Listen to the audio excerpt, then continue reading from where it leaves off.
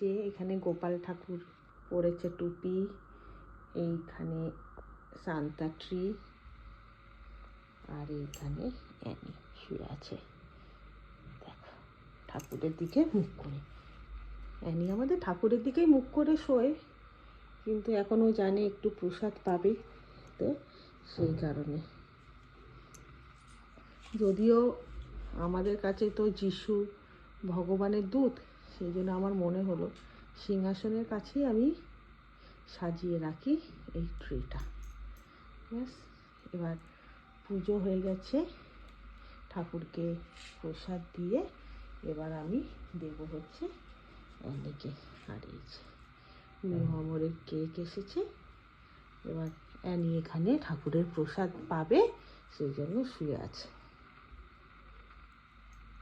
এই নিয়েই আমাদের ছোট্ট সংসার, রাজামনের রাজকাহিনী।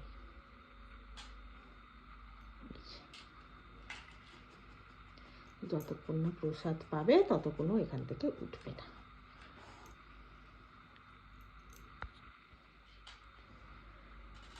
টাটা।